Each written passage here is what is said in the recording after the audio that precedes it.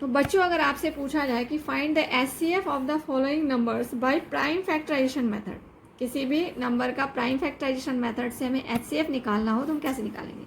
जैसे यहाँ दो नंबर है 96 एंड 120, तो सबसे पहले हम क्या करेंगे, इन दोनों को अलग अलग प्राइम फैक्टराइजेशन मेथड से फैक्टराइज करेंगे। तो यहाँ हमने 96 का फैक्टराइजेशन किया, 120 का फैक्टराइजेशन किया, तो हमें नंबर्स क्या क्या मिले, प्राइम नंबर्स 2 इंटू 2 इंटू यहाँ पे। अब हम इसको फैक्टराइज कैसे करेंगे प्राइम फैक्टराइजेशन, ये भी मैं आपको एक बार बता देती हूँ। तो यहाँ पे क्या है, 96 है, लास्ट इवन है, तो हम इसको 2 से डिवाइड करेंगे। 2 4 ज़ा 8 कैरी 1, 2 8 ज़ा 16। फिर यहाँ पे लास्ट इवन है तो 2 से डिवाइड करेंगे, 2 2 ज़ा 4, 2 4 ज़ा 8।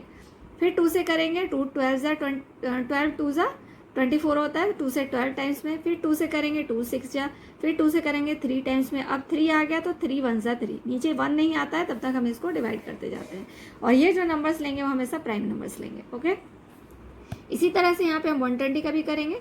2 6 जा 12 एंड 0, 2 3 ज़ा 6 0, 2 15 ज़ा 30 होता है, 3 5 ज़ा 15, 5 1 ज़ा 5। ये आ गया इसका और ये आ गया इसका। तो इसके सामने हम लिख लेते हैं 96 के सामने हमने जो भी यहाँ पे नंबर्स आए हैं वो सबको लिख लेंगे। 2 into 2 into 2 into 2 into 2 into 3, 2 कितने टाइम्स हो गया, 5 टाइम्स, तो 2 पे पावर 5 आ गया, इंटू 3 3 हो गया यहाँ पे। फिर 120 में 2 कितने टाइम्स आया है, 3 टाइम्स आया है, तो 2 into 2 into 2 3 times, into 3 1 time and 5 1 time. Okay, तो ये हमारा हो गया 2 to the power 3 into 3 into 5। अब इसका HCF क्या होगा, जो दोनों में कॉमन होगा।